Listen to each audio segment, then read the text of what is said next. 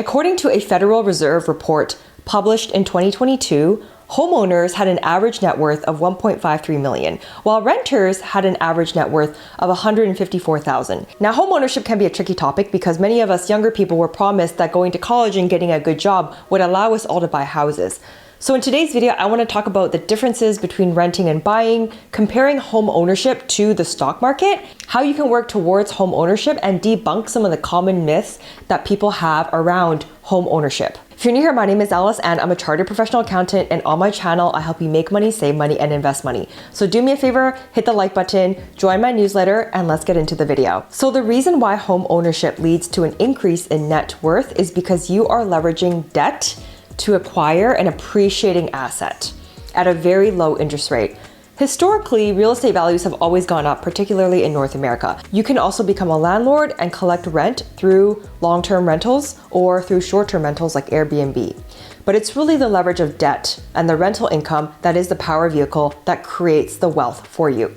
Similarly to dividend investing, where the power vehicle that creates the wealth is in the automated dividend reinvestment purchases. So if you buy a $1 million home with a 20% down at $200,000, you are effectively using $800,000 of debt, the mortgage from the bank, to help you increase your net worth. A really common question that people have is, should I buy real estate or should I invest my money in the stock market? Let's go back to the $200,000 down payment. If you were to invest that in the markets, would you beat the return as opposed to real estate? So if you had invested 200 grand in the S&P in 2009, that would be 1.77 million today at a 14% annual return, which means that your net worth would have grown by 1.57 million.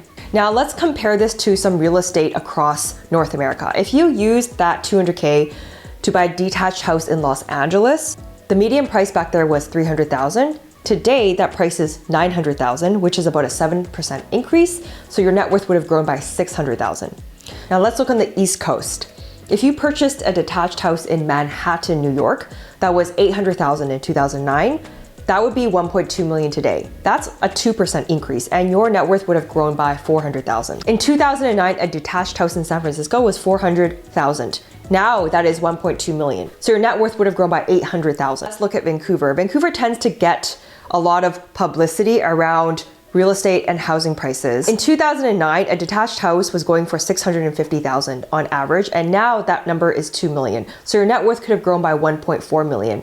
But comparatively, that is also a 7% increase. While real estate in Vancouver is incredibly expensive, I think the bigger problem, in my opinion, is that salaries are extremely low compared to LA, San Francisco, and New York. But going back to the comparison between real estate and stocks, it would seem like buying stocks will yield you a better return when it comes to the numbers, but let's also compare the two qualitatively. So let's talk about the pros and cons of real estate versus stock market. With real estate, it is lower risk than buying stocks, and you generally know what you're gonna get over the next 20 years because of the way the loans are amortized. One of the biggest pros is that you get to rent it out and you get leverage in the form of debt and mortgages. Because of the way mortgages are amortized, it's almost like a forced discipline in the way that the mortgages are paid down. Now, you do need to be able to be approved for a mortgage. Typically during the application process, you'll be required to submit information that confirms your income, your previous tax returns, and banks will also check for your credit score. With real estate, it's almost like forced discipline in a way because you're required to pay back the mortgage. Where you purchase real estate matters as well, because that impacts how much the property is going to appreciate and whether there's going to be any vacancies if you rent it out. You do get tax breaks in both Canada and in the US for purchasing real estate. So American homeowners can exclude up to $250,000 in capital gains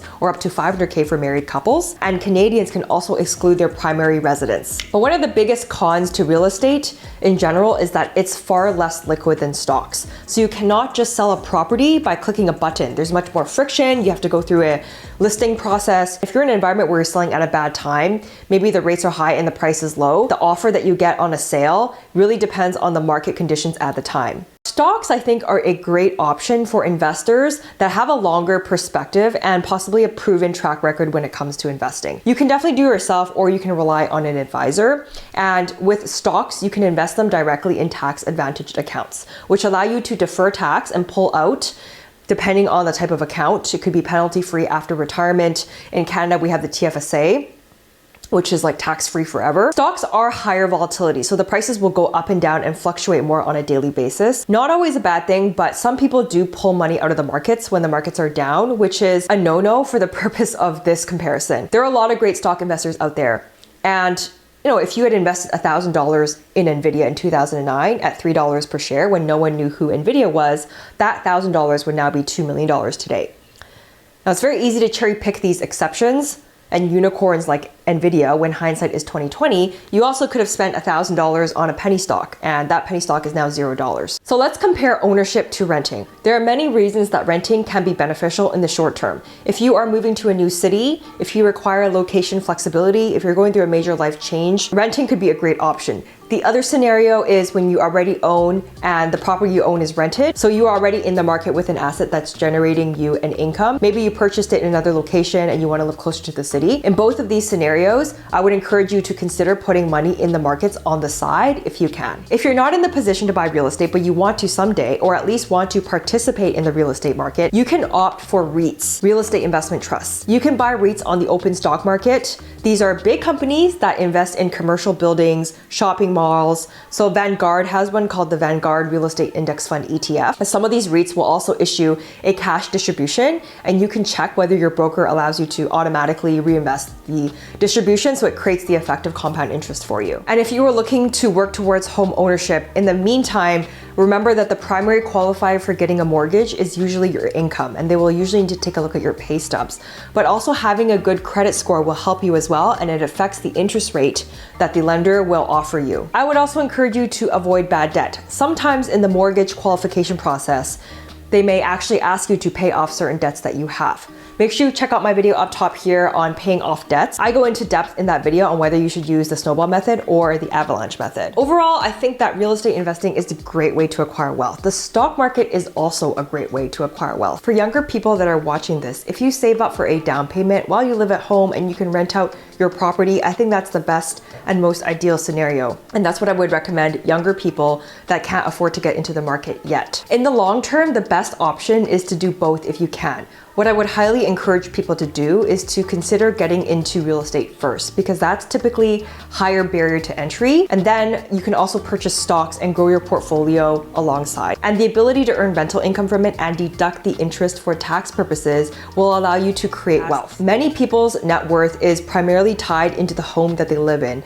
But also keep in mind that if you live there and you don't have rental income, you're basically just saving your own money when you pay off your mortgage, and you're paying all of the interest by yourself too. So while it is an asset, if you live there, the potential to grow your wealth is also limited. If you are buying to live there but you can't afford to make the payments with the 1/3 rule of your income, think about purchasing a smaller place first and upgrading down the line, or whether you can rent it out partially for an Airbnb or rent out a part of it. Real estate and stocks are definitely not mutually exclusive. It's good to be diversified and have both. If you are buying real estate but you can't afford to live there yet with the 1/3 rule of your income, think about purchasing a smaller place first, or whether you can rent it out or rent out a part of it to help you offset the payments. Real estate and stocks are definitely not mutually exclusive, and it's good to be diversified and have both investments in your portfolio in the long term. If you like this video today, make sure you check out my other video on money habits in your 20s. I'll leave a link up top there. Let me know down in the comments what questions you guys have about real estate versus stocks, and I'll talk to you guys in the next video. Until next time.